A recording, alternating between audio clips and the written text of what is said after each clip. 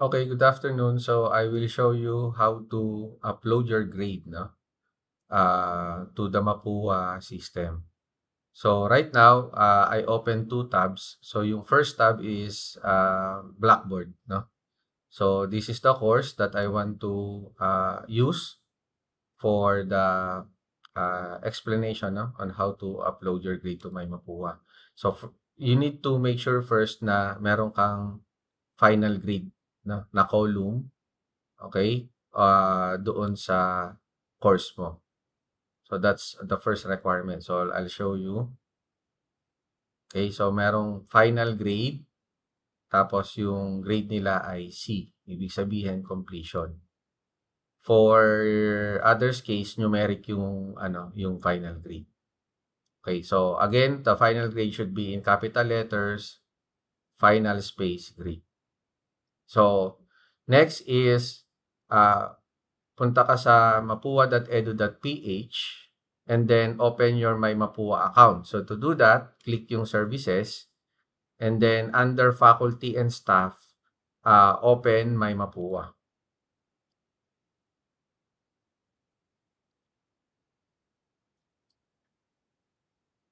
Okay.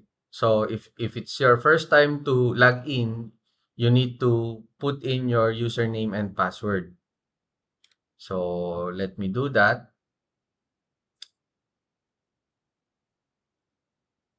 Okay.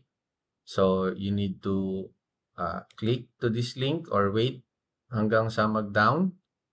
However, naka-login na pala ako before kaya hindi na siya tinanong. Pero sa case nyo, kung first time, you need to put in your username password sa My Mapua username and password.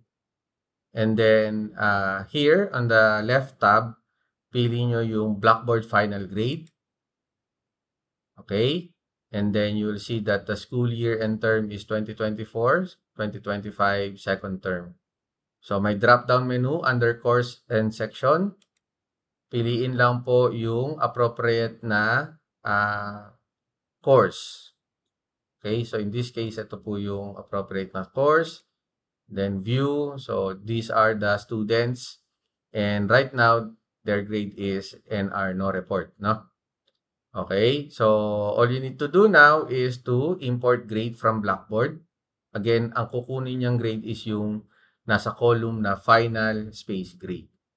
So import. Okay, it says that grade is not valid for PE and STP. So ibig sabihin, hindi appropriate yung C na grade. Okay, hindi appropriate na yung grade is a C. So, pag ganyan yung case, siguro kailangan palitan nyo yung final grade here. Okay, so kailangan palitan yung final grade. Okay, so if there's no problem, you can directly upload. So, for example, okay, let me click another course. So, let's say itong course na to. Okay. So, right now, ito po yung mga grades ng student na upload ko na kasi, no? So, pag in-import from Blackboard, ayan, at walang problema, dapat lumabas na successful yung pag-import ng grade. Pag may problema, you need to troubleshoot. I can help you with it. Message lang po kayo ASAP. Okay? So, kapag wala nang issue, you can forward it to RO. Okay? Just a notification kung you need to proceed. So, of course, you proceed. And then, ayan. So, forwarded na sa RO or Registrar's Office.